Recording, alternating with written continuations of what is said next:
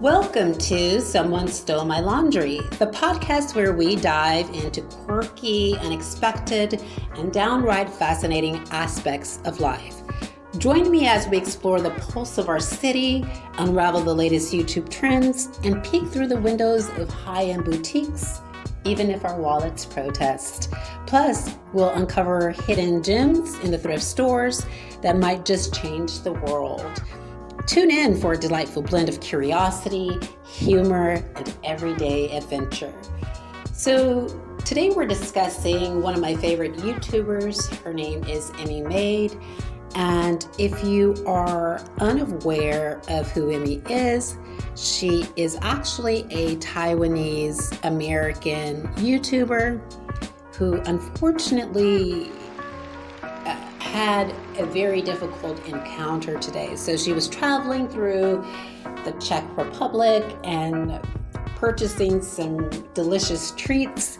And when she got on the train, or rather got off the train, what she noticed is that her personal belongings were no longer with her. And so this had her recording equipment from her audio, her cell phone, and other recording equipment. So my heart goes out to Emmy on this particular issue. I know how it actually feels to lose something that, that's of value. And also I know how it feels to lose something that's, priceless. So my heart really goes out to this young woman, and that her belongings come up and that they appear. So a little bit about Emmy. She started her channel in 2010, and this is while she was living in Japan. Her first video was of her using a Japanese candy making kit. And Emmy's initial goal was to, in her words, create the dual intention of, or perform the dual intention of combating loneliness and moving away from home and documenting her adventures as a foreigner living in Japan. And if you've ever watched her YouTube channel, you know that she is an uplifting soul. Her spirit is always positive. Her energy is just precious, and she always makes me smile. I always look forward to listening to her videos and watching to see what she does next. And so in our second segment, we're going to be talking about a man that I met today who is actually a litigant in person. So that is coming up on Who Stole My Laundry. So today in Belfast, it was a very beautiful afternoon, and I often decide, when it's very sunny, because it's rarely sunny and we really get this very beautiful sunny weather here in Belfast. But when we do, it's always good to actually have your lunch outside. So what I often do is I go to City Hall, and there is just a grassy space there.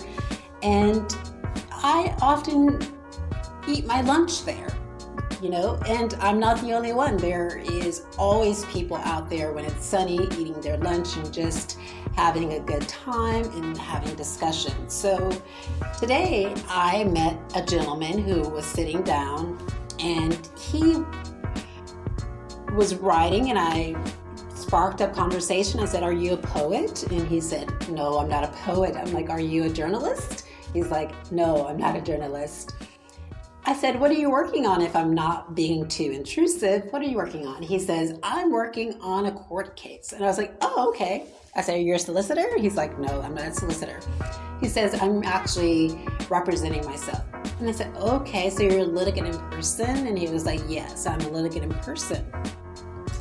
And so he went on to explain his situation, that he was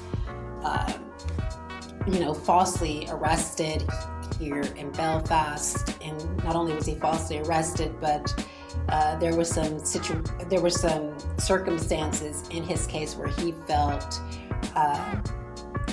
that the judicial system was working against him. And so while we were having this discussion, I wanted to learn more, and I was saying, okay, so you're arguing your points. If you feel comfortable, you can read some to me and I can tell you what I think about it. And so he read, just like a paragraph to me, and I can say he's articulate and he seems very confident and knows exactly how he wants to proceed with this case, and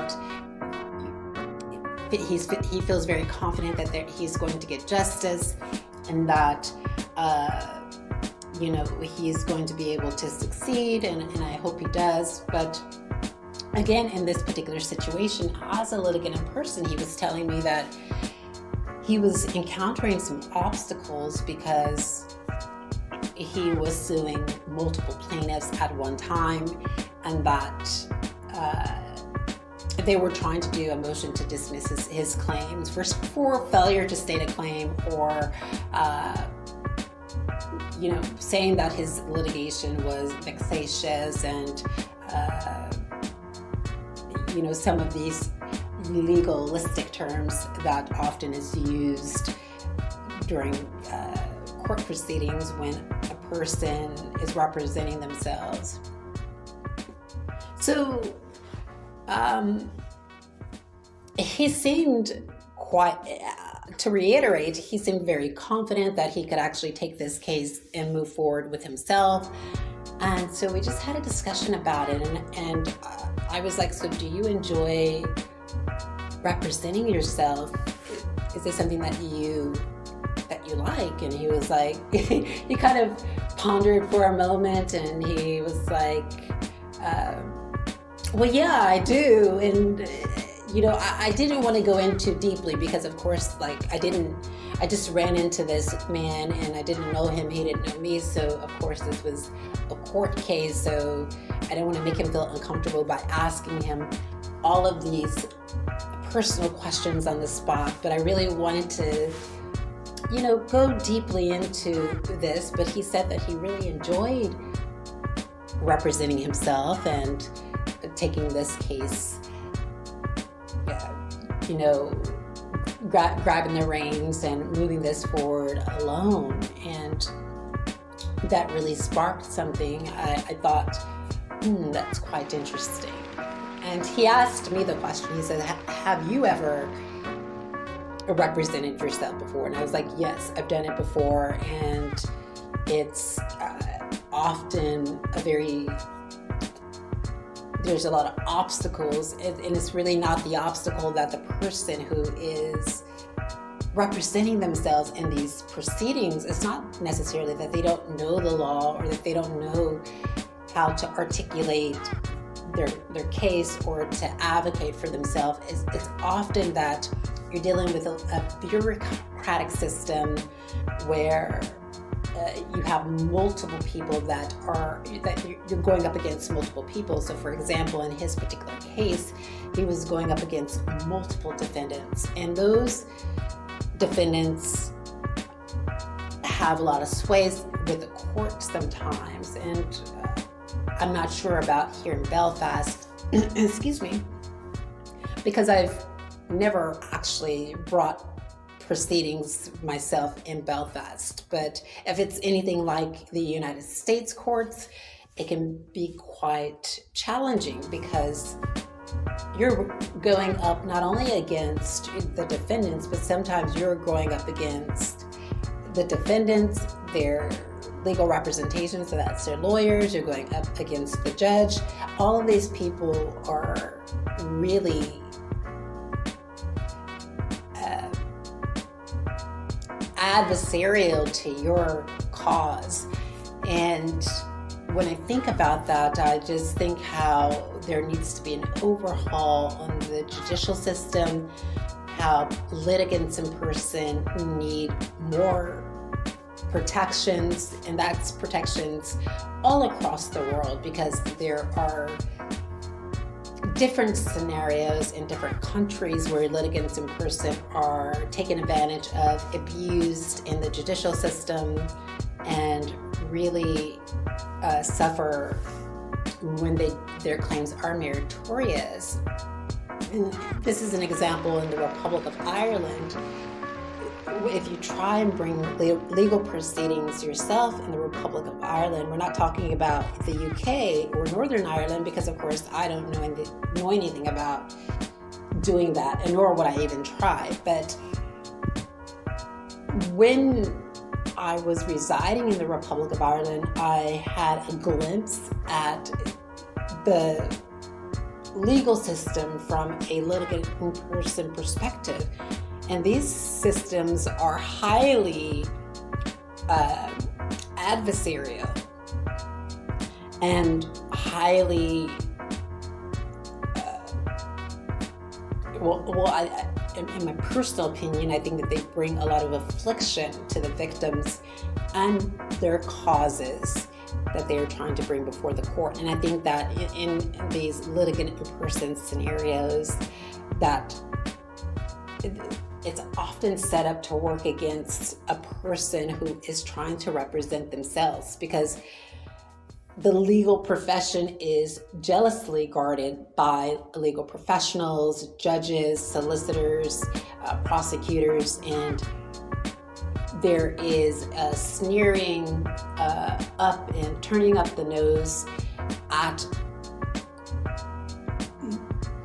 the public when they decide that they may have the wherewithal and the knowledge and the determination to bring claims themselves. So as I was finishing my lunch, I told this gentleman, well, good luck, and I hope that you prevail. I hope that you succeed. Hope that everything works out for you. And he said he seemed very confident that it would. And I hope that one day that this case moves forward for you in a way that is uplifting and brings you some joy.